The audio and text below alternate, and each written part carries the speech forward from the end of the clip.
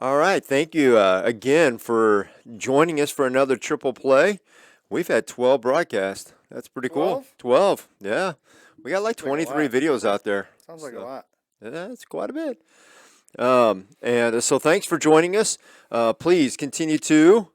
Like and subscribe. All right, that's the deal. We need you guys to subscribe all the time. So, and like that helps us out a lot. Also, if you're still interested in financial planning, make sure you give Andy McCollum and those at Resource One a call. We appreciate all their support and help. If you haven't checked out Andy's interview with us, it was one of my favorites that we've done by far. And you can give him and his team a call over at Resource One at 636-458-1798.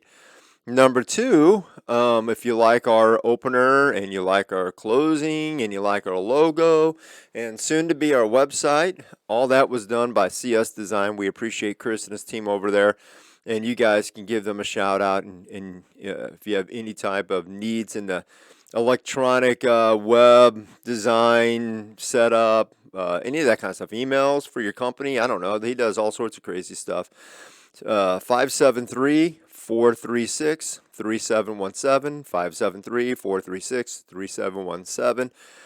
They'll take care of your website. They'll take care of your office or even little needs. So you don't have to be a big company to need support like that. And just to show you guys something, see, I came in, Chris. Yeah, there you go. Thanks. What are you calling me? I was saying Chris, and I don't know why I said that because I was just talking about Chris. But I get it. I got these in the mail, and I just want to point out How did they come in a big box? they came in this. Yeah, they were in a box. Or This like was a brown box with that in it. Yep. All right, that's pretty cool. All right. I never ordered baseball, so I didn't know how they packaged them. They package them like that. So we've got some official Major League Baseballs here. Got our Major League Baseball emblem and Rawlings. So Scott, those are for you and your dad to get busy on. So we can hand a few of those out because people who are spreading the word and helping us get subscribers, they deserve a signed ball every now and then. So, anyways, we'll Thank keep. you. Yeah, we'll keep taking a look at that. We also, just a heads up, we've got several great guests coming up.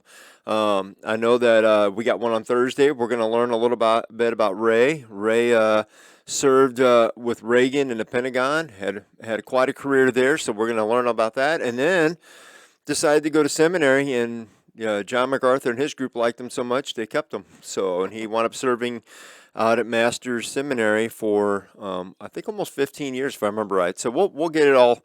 We'll get all the details because Ray's an interesting character. So he's supposed to be here Thursday if all lines up well, and that should be a great conversation to learn about everything. I mean, he has so much great information there. It's going to be fun, just like the Wilder Heart one. If you haven't checked out that podcast, sorry about the volume levels on that. We're working, but man, what a great content. I've listened to it two or three times, and every time I listen to it, I learn a little bit more that I didn't catch the first time or the second time. So a lot of good content there. As I joked with a few people, I feel like sometimes when we have these conversations that we become podcast theologians. So, and I actually had somebody this last week ask me what I like most about the podcast. And I said, my favorite thing is being able to talk to Scott because he thinks things so differently than I. And it makes our conversation so unique because we just come from kind of two different perspectives, but both love the Lord, both love our families. But I love the way your brain kind of. No, I think that's a nice way to say that I have a weird way of thinking. No, it's not weird. It's just different than mine. Yeah. I mean, my wife, that's like saying my wife's weird because she thinks different than me too. Like I have my way of thinking, but it's all right. I have no problem being called weird. It's totally fine. It's fine.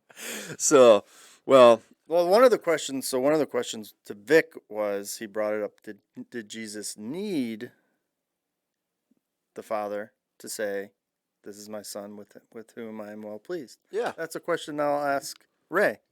Maybe Ray will have a more Yeah. definitive answer. That'd be a really good one to ask him. Definitely. I'll have He to would. remember that. He's one of my guys I go to a lot when I have a big theological question. There's different people God brings in your life throughout time. He's actually the reason we wound up at our church. So, I just immediately we were looking at churches. Roy was interested. Don't give away all the meat. Save No. some of that story for Ray. Yeah, but he was a big chunk of us coming. So all that said, we'll get into the episode. So All for right. those who unless you were blind and living in the middle of nowhere, you know. Or he boycotted the NFL. Well, yeah, but I mean it's hard to boycott the Super Bowl, isn't it? La la la la la la la. Well, we got to point out the Chiefs won, right? So the Chiefs won. Happy for them. I think I said it before. I thought the Eagles were going to win, but I also said if the Eagles didn't jump out far enough in the first half, that Mahomes all season long he's owned the second half of every game they pretty much played. He's come back. How many times in the last minute, 2 minutes of almost every game? They won that game in the last 11 seconds. So Controversial call at the end. yeah, a little controversial. And typically you don't hold that. You don't call that in the last minute or two of a game. That's one of. He said he kind of grabbed him, but I mean, when you watched it, it was such a light grab. It wasn't. The other guy was moving. It wasn't. There was no major tug on it. It wasn't a catchable ball. For the amount of time that he was held up, Yeah, that ball was 20 yards over his head. agreed. They were both doing their stuff. You always hate when something like that happens. On the other hand, I mean. Would the Eagles have been able to go down in less than a minute? I mean, by the time they would have scored anyways Right. And the guy missed a field goal, so I mean, they basically would have been winning anyway. So yeah. So I'm happy for our hometown Chiefs. I'm happy for Mahomes, and he's already been to Disneyland. I had a friend of mine send over some film on, I think it was Facebook or Twitter, showing he'd already hit Disney World. So they didn't waste any time getting the family there. Eh? So, yep. So good for them. it's a great tradition. It is a good tradition. I thought so too. I'll tell you one of the other things I like, and I'm going to put it up here for people. If you didn't watch, I thought this was one of the best national anthems maybe ever in the Super Bowl, at least in the last 20 years that I can remember of. So let me play that for you. To honor America with the performance of the national anthem, 8-time Grammy Award winner, Chris Stapleton. Oh, say, can you see by the dawn's early light what so proudly we hailed at the twilight's last gleaming, whose broad stripes and bright stars through the perilous fight. Oh, the ramparts we watched were so gallantly streaming, and the rockets regular upon first singing out, yeah, through the night that our flag was still there.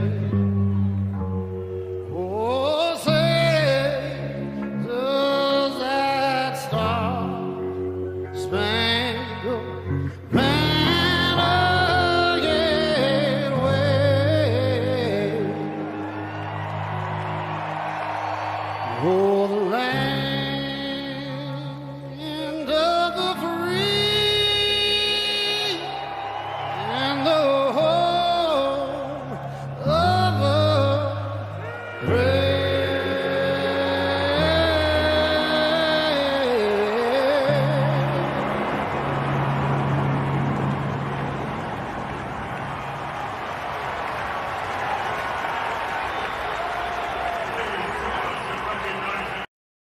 All right, so we saw that, and there's a couple things about that national anthem that I really liked. First of all, I thought it was awesome how the coach of the Eagle got emotional. Several of the players, you could see the emotions running high. Obviously, Super Bowl, but also just the emotions that the way he sang it, I thought was very, very well done. It was a well crafted version, reminiscent of going back to like a Whitney Houston. I thought she did a really good job. There's been a few throughout the years. It seems like every 10 or 15 years somebody goes up there, doesn't really mess with it too much, and just does a great rendition of it. I thought Chris Stapleton did that, and I thought that was really, really just a cool thing. So Yeah, I mean, number one thing is you have to have a good voice to sing a good national anthem. So, yeah, he killed it. yeah, well, and I thought the way he played it, he didn't overdo it. He didn't have a big band, didn't do anything crazy. It was the right notes at the right time with the right vibe. I thought the way where his subtle changes within it weren't too dynamic. You know, it wasn't like crazy, but it made it a little bit of his bluesy country emotional feel, and that's how his songs are. If you listen to Chris Stapleton, his songs are that kind of emotion. That's why a lot of people like him. I enjoy listening to him. I have to say, most of the time I'm listening to music, I'm either in my car or at the gym, and so I don't listen to him a lot because usually if I'm in the car in the gym, I want to be lifted up and pepped up, and his tend to be a little more mellow, a little more. But if I'm watching, hanging at home by a fire or something like that, he'd be a great one to listen to, just chill out too, Yeah, and relax too. he's good. Oh, he's really good. It was a good choice. Yeah, I thought so too. And then at the end of that, they had the all-female flyover. My question is, does anybody care? Was that really that big of a deal? That we've had female pilots for a long time. Maybe it was. Maybe that was something groundbreaking for a dad who has 4 girls. I'm always happy to see my daughters and females being able to participate in certain things. Flying one of them. But I didn't understand. I just maybe the whole thing of the. Yeah, it just is not. It's there. Yeah. It seemed forced. At what point do you stop bringing it up? Like at what point? Yeah. Like this is the first left-handed female person who can speak. Like at what point do you stop bringing up all these things that are Yeah, and they that are just say, ancillary? It has no bearing on the fact that they flew straight over a stadium. That Right, they're that would've- female, a frog, a chicken. Like if they're capable of doing it, it was done. well, here's the other Why- thing that why was talk funny. about it? The stadium was closed because of the weather. Really? Yeah. So nobody. No, we saw it on TV. They heard it in the stadium. That was it. No. Yep. There you go. So, I mean, again, that's why I said it was kind of unique, a little of a weird thing to me. it's just So, it puts everybody in a weird position because you don't want to say like, who cares?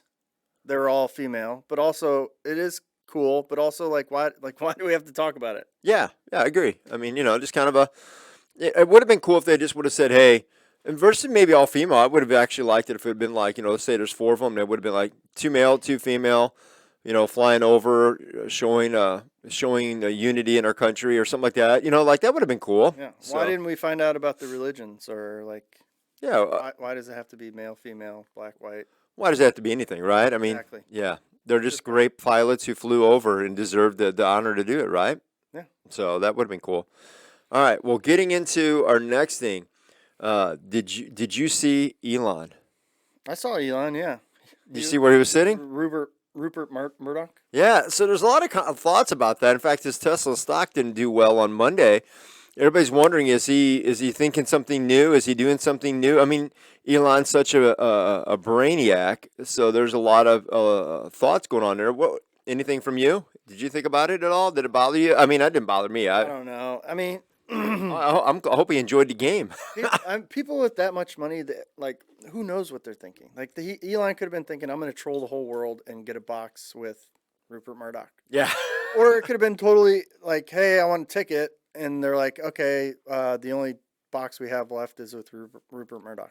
Yeah. Or it could have been, hey, okay, I'm in. or it could have been, hey, they're friends, and Rupert was one of his investors in Twitter that we don't know about, and they're, hey, they talk, and there's nothing more to it. I mean, it's okay to have friends that have power, and it's okay to have friends on the other side. I find that very interesting how people try to make it where, like, you need to be open to other thought, but whoa, you're hanging out with somebody on the other side. I mean, that's not okay. That's Elon in a nutshell. I mean, everybody on the left for years was all on Elon. oh, he's making this sustainable energy. He's going to get us off the planet if, everything, all this. And then he bought Twitter, and it's like everybody. Well, and on top of that, he started saying, "Hey, the left has gone too far, and I don't like the unbalance of that." He said, "I was on the left, and then they went all the way over here in crazy land, and I'm now looking more moderately conservative when I shouldn't be." I think that was his point. Like the left were champions of free speech, and now they're censoring speech. Well, that's what Bill Maher. Yeah, Bill Maher's another one. Like, it's just, yeah. Yeah, you're seeing a lot of the classic folks, and there's a whole slew of them from all spectrums. I was watching a good debate the other day with Jordan Peterson and a few other folks, and Stephen Fry was on there. He's a leftist from UK, gay guy, and great debater. But he was on the conservative side, and he's a classic because he's a classic liberal, not a leftist. Right. So. And I think that's where there's that tug right now. You're seeing a lot of classic liberals, and they're going, well, you're hanging around with Jordan Peterson. He's like, yeah, that's what we've done our whole lives. We had debate. We would debate these people Right. on the forum, but now they don't want to do that because if they have to debate their ideology on the far left, their ideology doesn't stand up to anything. Okay, because there's nothing behind it. It's all about how you feel, and I just think this way. There's no science. There's no fact. There's nothing that you can give any concrete behind it. So when you don't have anything to your point, you talk in circles. What's a woman? And they go around in these circles. That doesn't explain. A woman is a woman. No, that you can't use that. Yeah. Okay. You're changing from a man to a what? A woman. Yeah, we define it. What's a woman? Yeah. Yeah, exactly. And so that's why, and I think that's why even people who are moderately left. Traditional appreciated the film What's a Woman by Matt Walsh. They don't like Matt Walsh. Most of them couldn't stand him, but they enjoy that film because he did such a great job at the documentary of exposing that just on that one question. And you can do that with a lot of things. I mean, What's a Woman is easy to kind of throw out there, but that really goes on a lot of different issues. Antifa. I bring that up a lot. I mean, I'm like, Yeah. what's Antifa?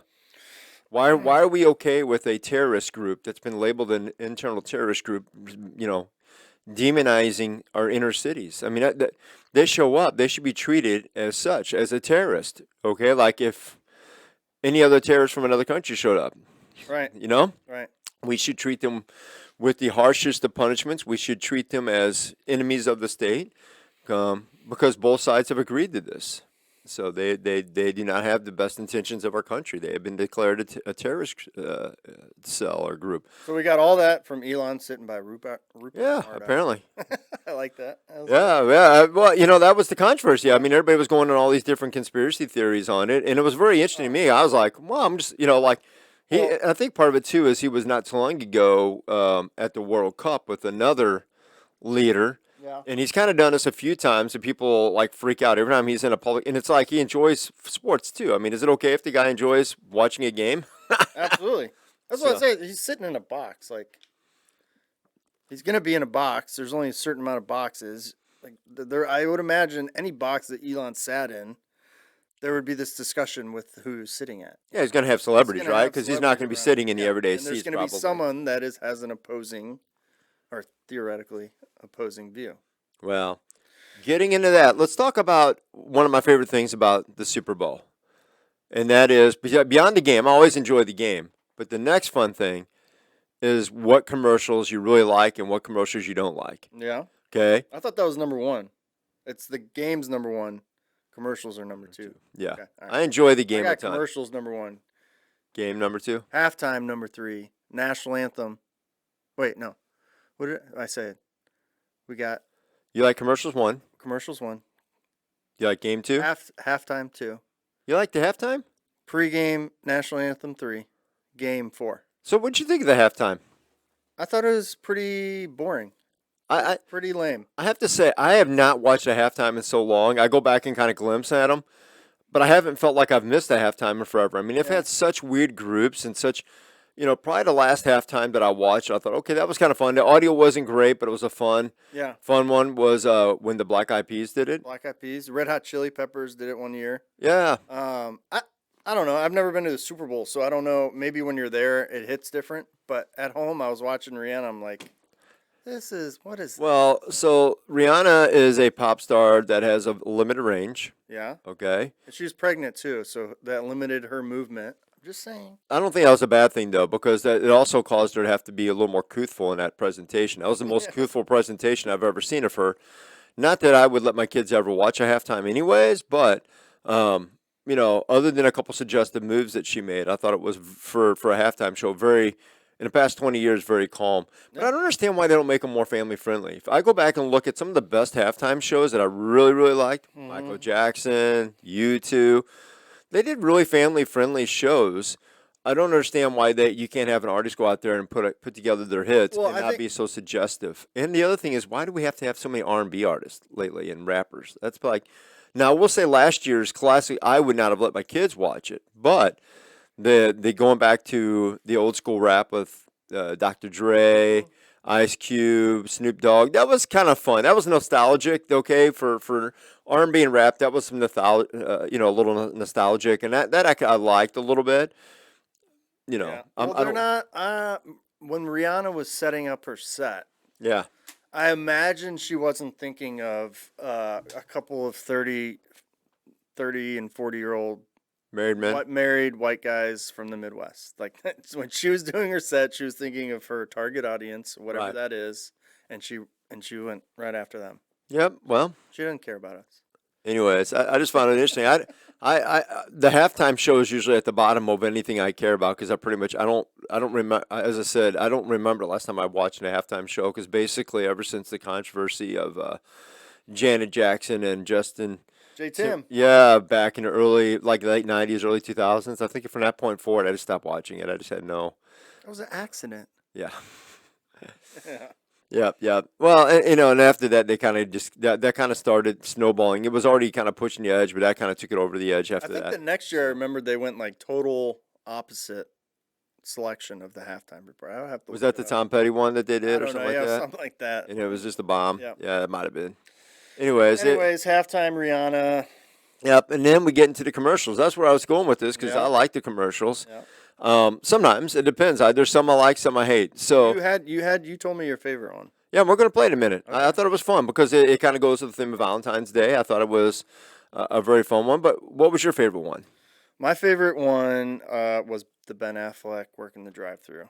And what did you like about it? I just thought it was so like. It looked like he was having fun. Like he wasn't acting. He wasn't. It was like he was totally. I'm a fast food drive-thru worker today, and that's it. Yeah. And I don't care if my wife shows up in a fancy car. I'm gonna have fun. Hey, I'm working here. Yeah. Move on. What do you want? I think he reminds me of a guy who would be like that though too. So a little bit. So he seems like he's a pretty. I don't know. That was my favorite, but I liked yours too. Yeah, so my favorite by far was the Budweiser. Now I'm not into beer, so I don't. But I thought the commercial was great because it really didn't even bring up much beer. But the Budweiser one with Miles Tell dancing with his wife, I thought while she's on the hold. We've all heard that on hold music. I was an idiot too. I was watching. I was like, why is he starting to dance? And then I realized I had to go back and realize she was on hold and then using the hold music. But it took me a while. I was confused during the commercial, but once I got it. Yeah, you have a little fun with the on-hold music and keep it a little interesting. So I thought that was a fun, and I thought it kind of fit with the Super Bowl being right around Valentine's Day. I thought that was a great, mark on the target by them. They always tend to do good ones. You always get the Clydesdales ones every year that are always, usually tear-jerkers. So I thought that was a really cute one. It wasn't. Did they have Clydesdales? Yep, they had I didn't see it. Yeah, they had one Clydesdale commercial, I think. Okay.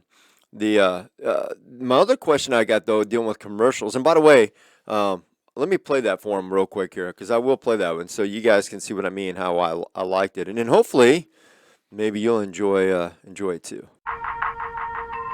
The estimated hold time is now less than 96 minutes.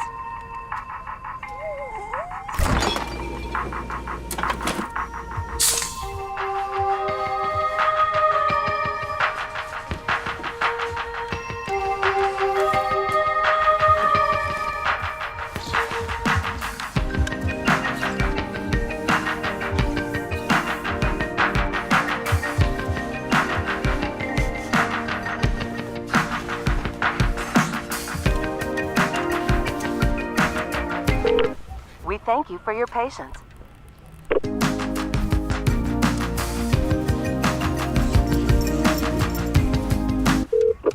Sorry, are you still there? Yes. Okay, please hold.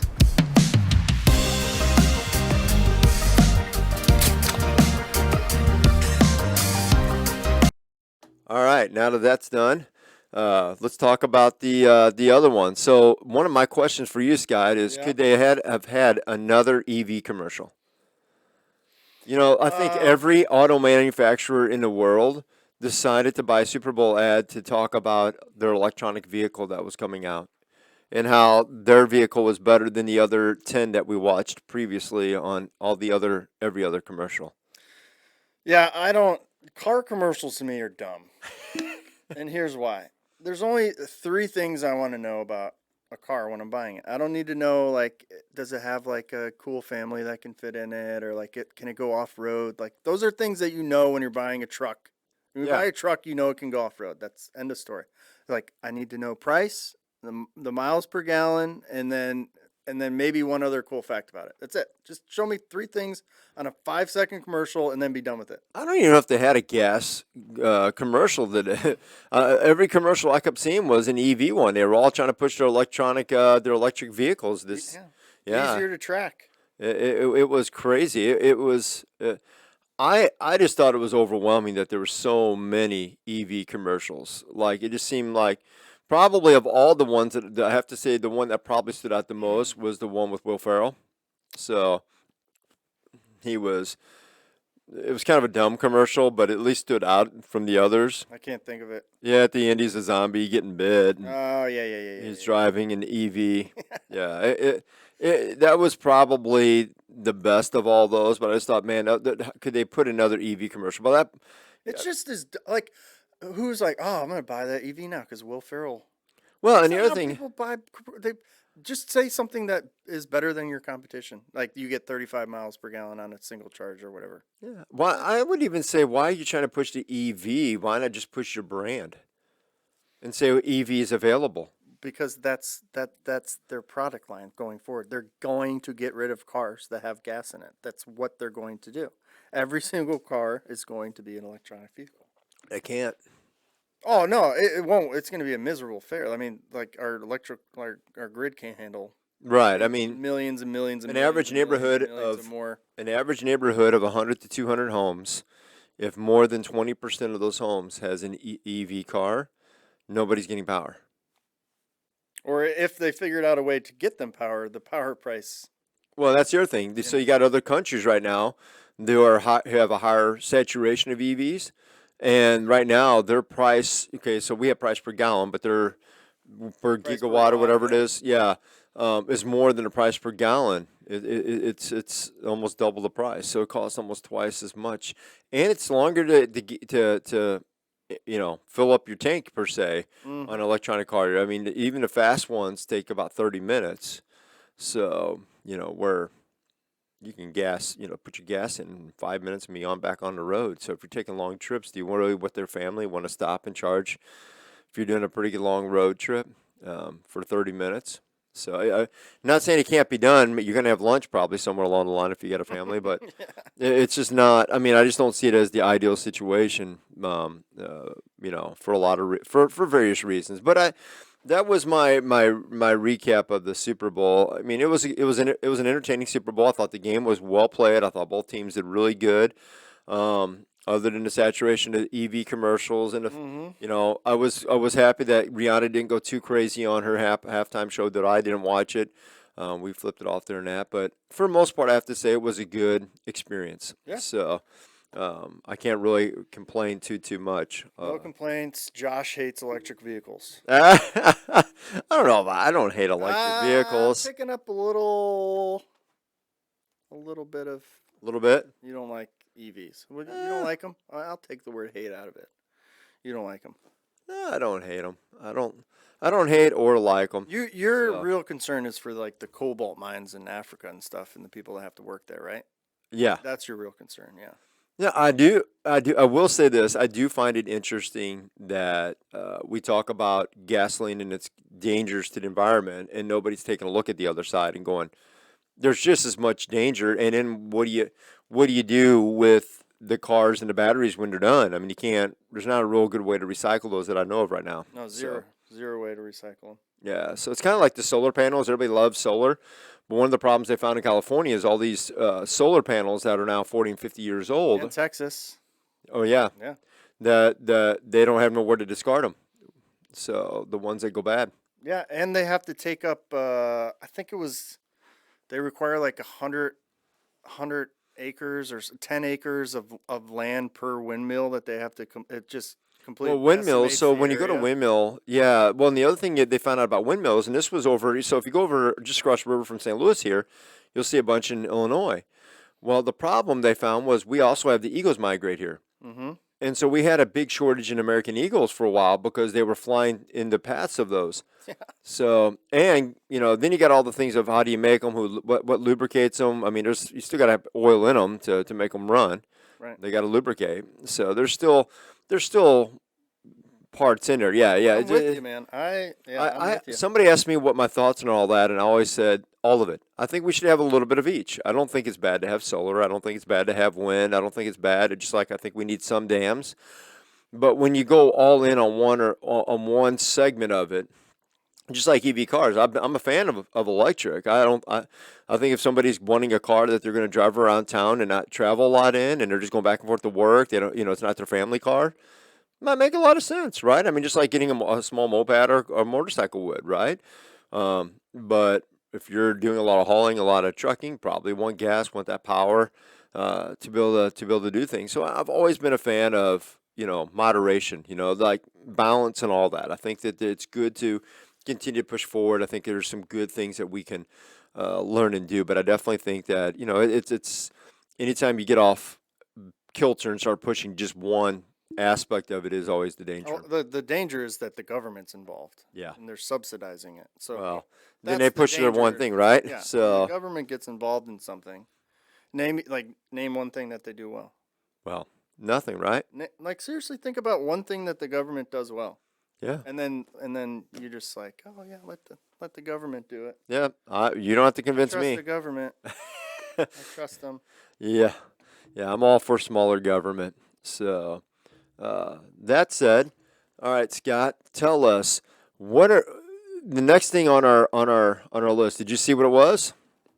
Let's see. We're past the Super Bowl. We got to hop on to the next thing. This is something that's been ongoing a little bit. It started. Hockey, Blackhawks. Let me Yeah. just say, I understand. I'm not a complete idiot. I understand that the government does do things well. I mean, they build highways. They do things. Right. They protect us. Right. They're, But overall, I think when it comes to they're past their big mandate of providing safety and protection and kind of an infrastructure of some sort. I think it's when they get into the details that's where it goes bad. We should be pushing that more and more local versus trying to come up with a one size fits all from the Fed. So. yeah, I hear you. Yeah. So moving forward though, so thinking of all that, Blackhawks. The Blackhawks are now the latest team not to wear the jerseys. Started with one player, then we got the next, then we had the New York, and now we got the Blackhawks. So seems to be becoming a trend in hockey. Maybe the players are making a statement. I thought that was always strange that they were trying to force that agenda down, especially hockey. A lot of Europeans are not into that. I thought it was kind of a weird ordeal because they tend to be more conservative in thoughts and values. So Not the NHL, not anymore. no. Well, and staying with the NHL, our hometown had one of the big trades in the past week. Tarasenko traded to New York, and in his first game, he scored. So I couldn't believe that. They got rid of Tarasenko. I'm not a huge hockey fan, but I knew Tarasenko. yeah, the problem was he wasn't going to stay. Him and the Blues had some issues. My understanding is he did not like it when O'Reilly got the captain. So he had asked to be traded last season. They didn't find a partner, and they wanted him, so they kept him. But this year was his last year, and he was going to become a free agent, and they realized they weren't going to probably keep him. And so since they're not in a major running at this point, I think the thought process there is let's get as much as we can, and they got quite a bit. They got a couple first rounds. They got a couple of players that have some potential with the team. None of them are going to be his level. Right. But if you're going to trade a superstar, you want to try to get as much as you can to build on, and that's what they did. Sounds like a good move then. I think for both people, I think St. Louis likes Tank. He was Yeah. embraced here. We're going to miss him, and it certainly would have been great if him and the Blues could have found a way for him to stay. Sounds like that wasn't going to happen because of several different things. He was injury prone. Yeah. You know, when he was playing, he was great, but he has had several long periods that he's been down the last several seasons. So Didn't like not being captain. didn't like, yeah, that's what I understood. I mean, maybe that's wrong, but that was what a lot of that. I want to say not necessarily rumor mill, because there were some pretty legit reporters reporting that. But apparently, he thought he should have been next in line, and when we got O'Reilly traded for him, and he became captain. What comes along with being a captain other than having a stupid little C on your jersey? Well, they get to go out on the ice and do a few things when there's certain calls and things done. The captains go out and represent the team on the ice. Okay. So there are some things. there's a few things that a captain does, and they get to set the presidents for the team. Usually, it's kind of the team leader to kind of recognize. It's a public way of recognizing it. I think part of it too was the Blues weren't sure how much they wanted to invest in a guy who's had a lot of injuries over the past several years. So he was upset because when he first hurt his shoulder, that was another one. When he first hurt his shoulder, I'd heard that he didn't like the way the Blues tried to fix it, and that he had his doctors, I believe, over in whatever it was towards the Russia there. Russia. Yeah, fix it, and he thought they did a better job. So, all I have to say is I'm never happy when our hometown has a little bit of disagreement with the player, but I'm happy for both sides. I think the Blues got as much value as they could get from the situation for a half season of a great player, and he's going to be in a good situation with New York. So happy Sounds for good. both of them. Now the next one, we got to bring up your hometown Dodgers. They went out and picked up an interesting injury-prone guy, but friendly contract. It's did you look at the contract at all? I did not. No. It is a 2-year deal. Okay. Base this year is 1, but with incentives. So if he comes back, I think he's expected to be back about halfway through the season, a little bit before the All-Star break.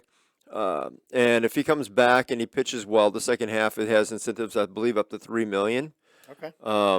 And then it's I think the club has an option next year for I want to say 6 plus incentives up to 8. For Reyes, I mean, when he's pitched, he's lights out. I mean, he at one point he was the closer for the Cardinals, did really, really well, had a season where but again, he's up for a little while and then he's down for a little while. So, you just don't know.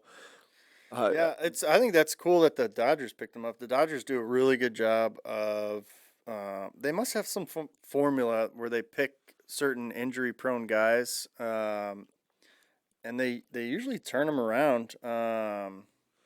So I think that's a good pickup for the Dodgers. They got Noah Syndergaard, same situation. So I'd imagine they have some sort of formula, history. They combine it. They've got a little more money too than like the Cardinals, so they can afford $1 million to be wasted if he doesn't come back and play. But he's a guy that if he comes back and plays, he can dominate. And late in the season, second half of the season, we all know this. A lot of closers start out hot at the beginning of the season. By the end of the season, they wear down, right? Mm-hmm. If you got a closer, he could be a closer by committee, helping out whoever their normal closer is this season. Yeah. I mean, he could be a setup man. I see so many great situations for the Dodgers with Reyes. So I think it's a great pickup for their bullpen. I think if he gives them innings, they're going to like it. If not, okay, well. They have the option for next year, and maybe he can come back and if he gives any flashes this year, I think he'll stay with them. Yeah, so absolutely. Yeah, I think it's a good set. Next thing we got to talk about a little more baseball. Got to talk about Mr. Jeter. So he went from owning the Marlins to now he's going to be broadcasting for Fox. What do you think of that? Think he'll be good? I think that he will be good. Yes. I think he's going to be a guy that gets better, too. I think, especially if he wants to do this. I mean, I'd imagine he has some resources over at Fox that will help prep him and teach him and all that stuff. So yeah, I think if he's committed to doing this, he'll be very good. He's very well spoken. He came down and spoke as an owner when I was with the Marlins. So Yeah, he's a he knows how, well-spoken guy. yeah, he knows how to speak. He knows how to fill the air. He doesn't do it. I'll say he's gonna have a different vibe than like a Alex Rodriguez. Yeah. So I think it'll be good. Oh yeah, I agree. He's a little more soft-spoken than like an Alex Rodriguez, but when he speaks, he has a lot of wisdom usually behind it. So I definitely think it's going to be one of those that people are going to like and be very happy with. So Is he going to be starting with the WBC? Is he going to be on I don't air? know. Or when's that officially start? officially starts. Is it on? We're going to get into that in just a second here. No, for Jeter doing calls. When he does, I think it starts pretty just- quick. I don't know if it's going to be for the World Baseball though. Okay. That's a great question. I don't know how to answer. So, but I would again I think he's that'd be awesome. Yeah, very cool. Yeah. It'll be good. It'll be interesting to see. He's one of those guys that you would want to try out even if he stinks. Oh Right? sure. Yeah. Yeah. It's a good move for Fox. What did you think of him as the owner when you're with Marlins? I mean, you said you got to kind of hear him speak. Yeah, it was a little bit it was interesting the words he spoke, the way he presented it, because I mean, you think of Jeter, you think of like a winner.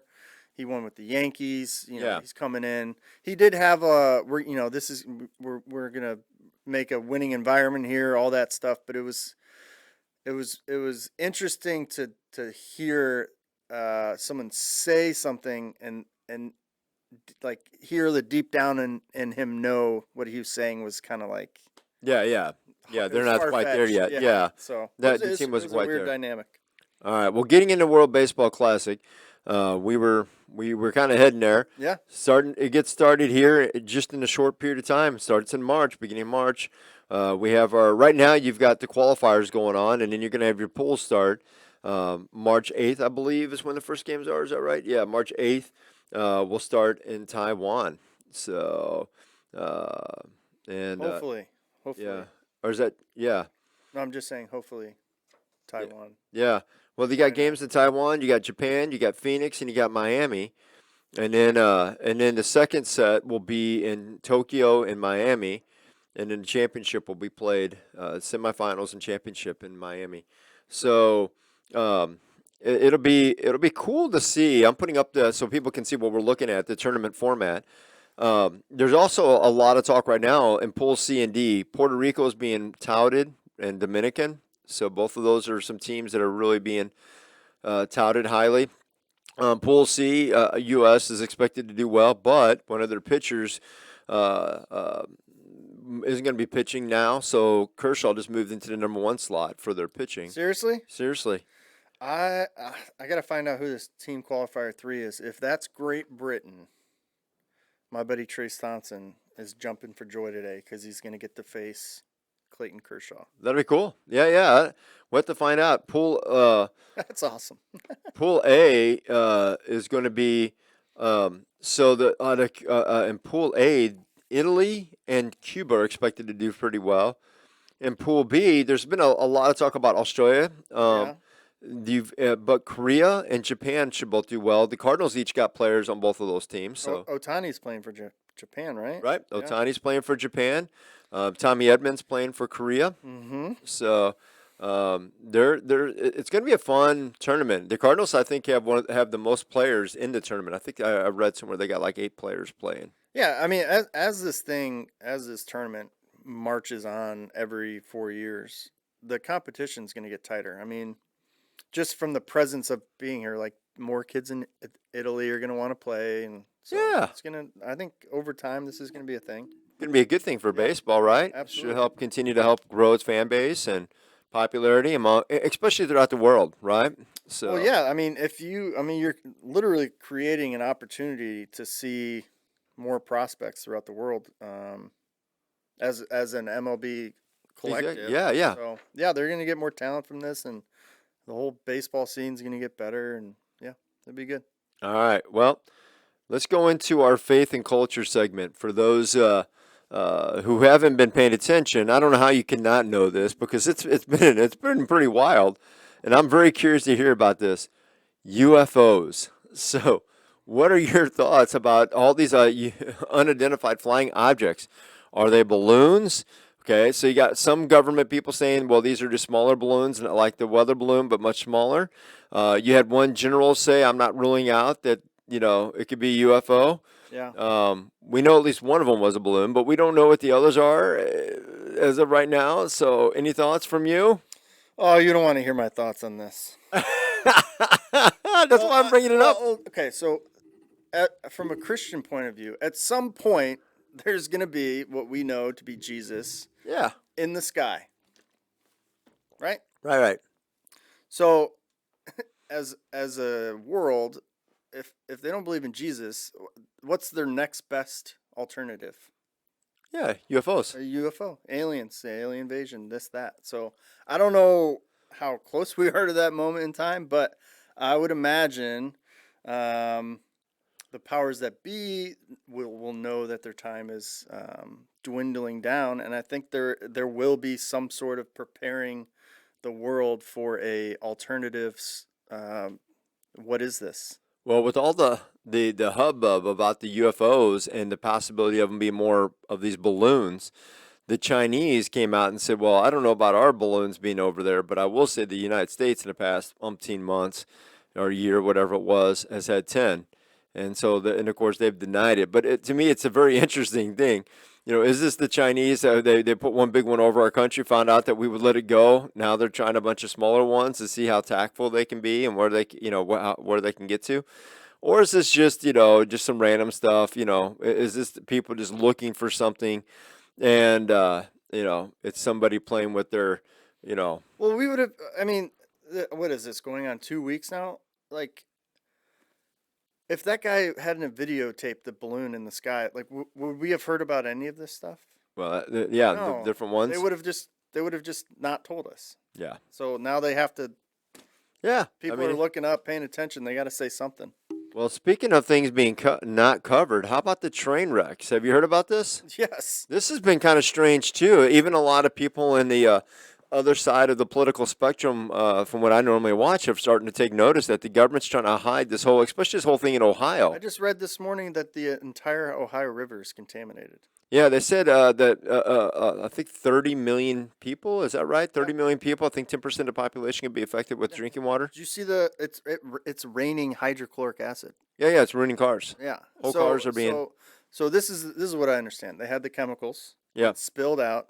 The boiling point of the chemicals is super low. So as soon as it leaked out, it just started evaporating, which is terrible in itself. This gas, this hydrochloric gas, and then they idiotically set it on fire, which makes that chemical compound even more Toxic. dangerous and toxic, and it evaporates in smoke now. And now this hydrochloric acid bonds to water molecules. So anytime there's moisture in the air now in that area and it drops to the ground, it's hydrochloric acid, which burns skin. There's videos of people driving 70 miles away from this thing, and it starts raining, and their car gets stripped of its paint, and the plastic starts to melt off because of the hydrochloric acid. Isn't that crazy? And they're telling people to go back home. Yeah. Well, so the other thing that's crazy, though, so that was number one, Ohio. But yesterday we had two more trains go off the rails. Neither one had the fires and but they both were carrying the same chemical. One was in Texas, one was in South Carolina. Is there is this intentional? Is somebody trying to, do these around? It's just an interesting situation. And now we got one for sure that's blown up and had all this problem in Ohio, and that's going to cause ecological damage for a long time. I mean, there's going to be damage to people. There's going to be damage to the environment. There's going to be untold damage for a while. And then, you look at, okay, now we've had two more in the past 24 hours. One in Texas that was derailed carrying that same chemical. One in South Carolina derailed carrying that same chemical. Once, okay, fool me once, fool me twice, fool me three. I mean, I'm just saying it's very odd when you start to get into now. We're talking three trains having this. issue. It just seems very unsettling. Coincidental. Yeah. But if you could think of it like who knows? I mean, who knows how those things derailed? But like if you just look back as our country as a whole, millions of people are going across our border. Millions of people. Oh, absolutely. They have very little clue on who these people actually are. Every once in a while they'll get lucky and a guy's name will pop up on a terrorist watch list and they say, "Hey, look, we caught someone." Yeah. But think about how many people that they don't catch. And so you've been having this go on for years and years and years and years. Who knows? Who knows who's where? who's where and doing what and cooperating with who? I mean, who knows? Maybe they said, "Hey, second week of February, we're going out. We're accomplishing our mission, and we're gonna derail these five trains, And we all don't carrying this compound." and we don't have Jack Bauer. And we don't have Jack Bauer. There's no 24. No. If Okay. Jack Bauer would catch him. Oh, he'd be on scene 1, hour 1, and he'd be. I'm on season 3 right now, and I just It's unbelievable, right? that guy is amazing. He's Jack, amazing. baby. In this episode, in season 3, is where they actually have a biochemical going to go out to the population. He finds out that the Ukrainians are going to sell it to the highest bidder. And so he stages this whole breakout of a known Mexican cartel that he'd already spent this whole, like last year, putting it down, but he knew this is one of the few guys who could afford to buy it and get it off the market. So he was trying to use him as a Ponzi, but couldn't tell anybody that he was doing it because that would implicate people because you can't give a terrorist up. So it was this crazy scheme. It's pretty wild. So Well, okay, so interesting tidbit. Do you know the guy that plays Kylo Ren in Star Wars? That Yeah. actor? He made a movie in 2022, and people are just starting to talk about this now. That a town it was filmed in East Palestine. This movie. really, You know what the premise of the movie was? the train wreck. Train wreck with chemicals on it. Wow. The guy that helped with the film was like, I woke up to this news thinking like, is this real? Is this like, what is going on? That is So crazy. they made a movie in East Palestine last year that was a train wreck with chemicals on it. And now it happened. That is. So you do with that what you want, but That is some crazy stuff, man. So, well, let's get into. We're gonna move on past all the stuff going on in the news to today. Today is V-Day. V-Day, Valentine's Valentine's Day, Day. Yeah. So, I thought we would talk a little bit about this whole idea of love, and I thought a great kickstart was this video that I'm going to put up for people on Ben Shapiro. Should I call my mom? To ask her about love? No, to wish her a happy Valentine's Day. Yeah. Okay, I'll do that. Sorry, go back to Ben Shapiro. I cut you off. And Jonathan Haidt, the psychologist, he talks about sort of the trajectory of relationships and love.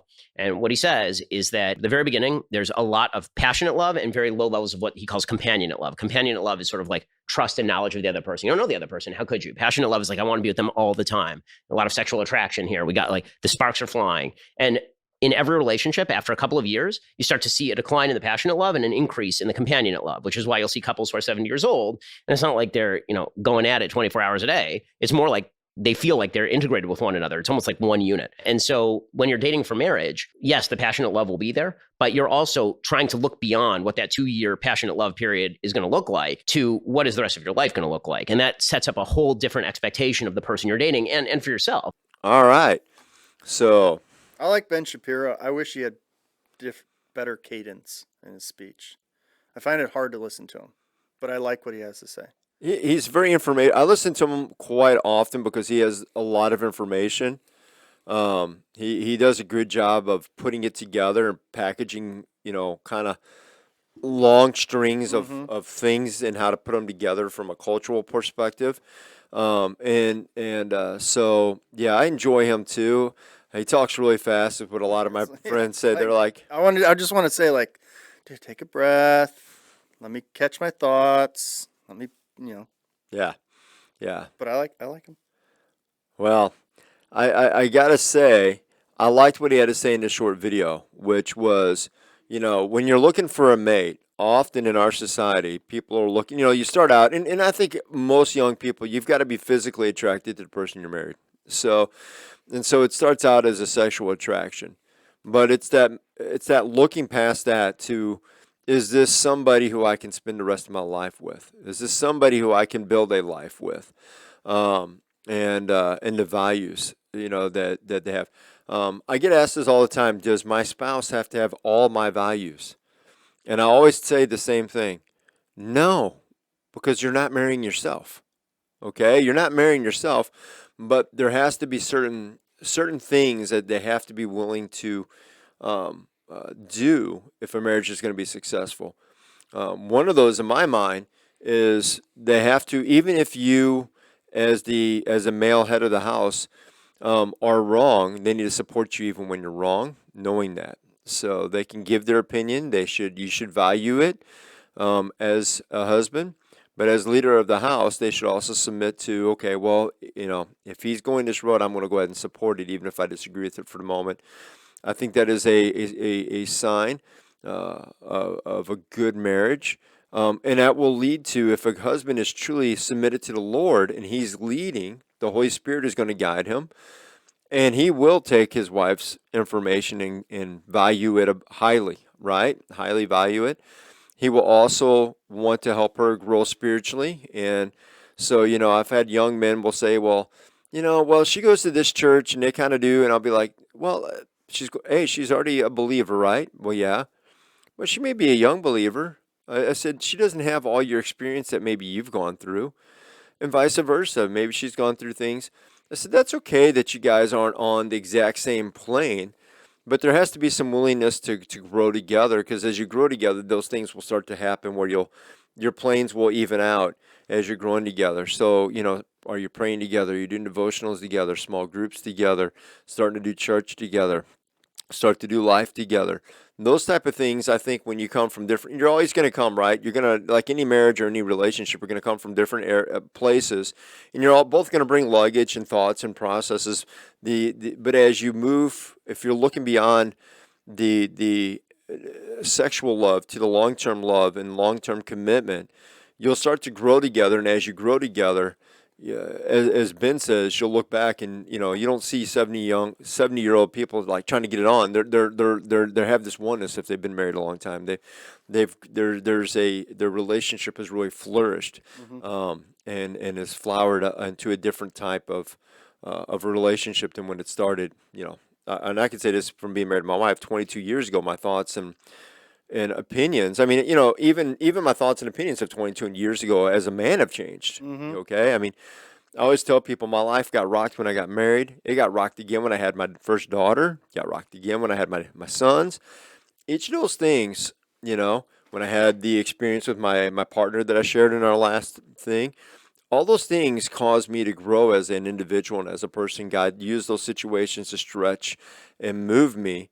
And he took all that to help me and my spouse to grow in this oneness. Now that I couldn't imagine having it with anybody else.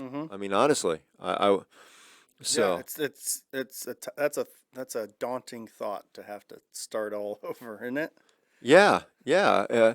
Well, and I think about how far we have come together. We didn't start out that way. Right. And it was a lot of work. Yeah. I mean, Amy, when we were first married, she had grown up in the Catholic Church, and so some of the thoughts and ideologies she had, I had grown up really in almost 3 different churches. I had my parents' church, I had my best friend's church, which was Baptist, and I had my next door neighbor's church, which was Assembly of God. So I had a very unique opinion about theology and stuff. And then I went to school at Mobab, and I'd taken time to flesh out my theology, and now I'm marrying this incredible woman, and she was open to grow spiritually, but she hadn't thought about half the things that I had worked out and fleshed out the last 3 or 4 years in going to Bible college, right? Theologically, she was just like, I just want to know Jesus and love him.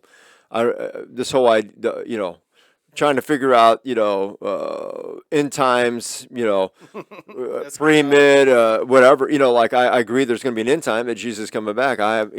She hadn't gone through all those maybe thought process at that time. And so but the thing was, we started growing together, and some of my thoughts evolved too. I mean, she brought a woman's perspective, and sometimes, God creates them with emotions, and he creates us with this one mindset. And so sometimes those things coming together create a better theology or a better way of looking at things. And, it helped me appreciate the fact that I could be right and absolutely wrong.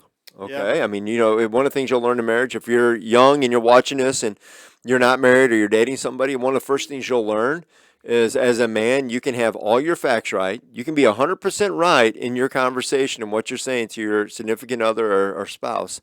But with the wrong attitude, the wrong timing, a whole bunch of other things, you can be completely the jerk in the situation. Yeah, and to be fair, ladies, you can be this too towards your husbands as well. Yeah. You can be 100% right, and we might have a different opinion on it. Yeah. It goes both ways. It does go both ways. And finding, but I think the thing is when you're doing things together and you find things that you like together, part of that's raising kids.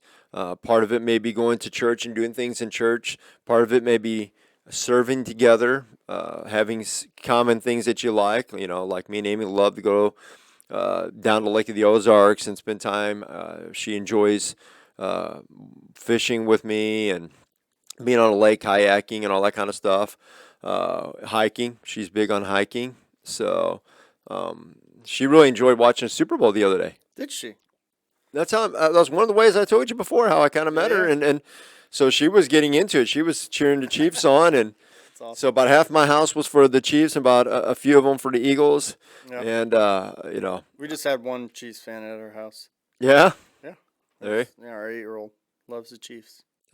I like the Chiefs. I just thought that the Eagles always balance my love and passion with the reality of life. So I was hoping the Chiefs would win internally, but I looked at the facts, and the facts said that the Eagles were just looking like this was their team. This was their year. They had a lot of things going. The two teams before they kind of had really bowled through it, and it was a close game. And I kind of said it before. I thought, hey, Mahomes could get. I mean, if the Eagles could get off offensively, then they could win this game. But if they didn't get a good, at least 2 or 3 touchdowns ahead by the half, I thought Mahomes, every game so far this season, the second half has been him.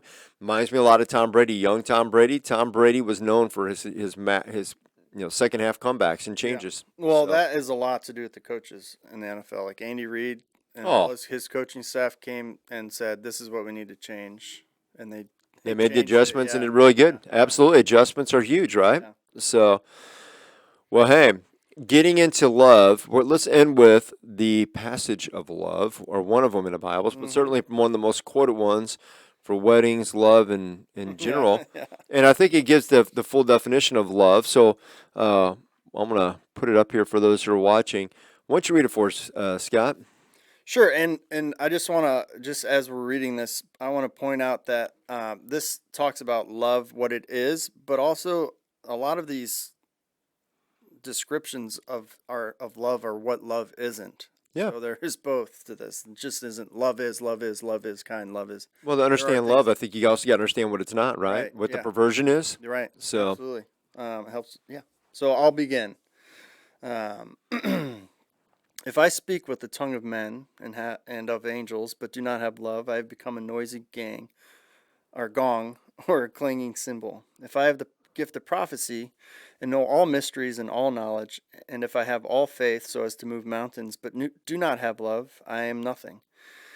And if I give all my possessions to feed the poor, and if I surrender my body to be burned, but do not have love, it profits me nothing. Love is patient, love is kind, it is not jealous, love does not brag, it is not arrogant, does not act unbecomingly, does not seek its own, it is not easily provoked, does not take into account wrongs, does not rejoice in unrighteousness, but rejoices with the truth, bears all things, believes all things, hopes all things, endures all things. Love never fails, but if there are gifts of prophecy, they will be done away with. If there are tongues, they will cease. If there is knowledge, it will be done away. For we know in part and we prophesy in part, but when the perfect one comes, the partial will be done away. When I was a child, I used to speak like a child, think like a child, reason like a child. When I became a man, I did away with childish things. For now we see in a mirror lit dimly, but then face to face. Now I know in part, but then I will know fully, just as I also have been known fully. But now faith, hope, love abide. but the greatest of these is love. All right. So, for those out there today watching or tomorrow, happy Valentine's from Triple Play. Remember to subscribe and like and keep getting the word out there. You're our core group of helping us move and do things. We're excited about. We got a lot of good guests coming up, and we'll have some good interviews coming up. I Yeah. think you'll like that, Yeah. and hopefully you'll continue to see the growth of our podcast. We've been playing around here and changing some things up. So I don't know. We're moving. We're trucking. Yeah, You're doing a great job getting the little noises fixed. Everything. It's been good. trying to get it better and better. We'll keep working at it, right? So Yep. Still need your support. Don't forget, love endures all things. that's right. So sometimes you need to endure when you love something. All right. Well, with that, thanks again for watching another episode of Triple Play, and we'll see you in a few days.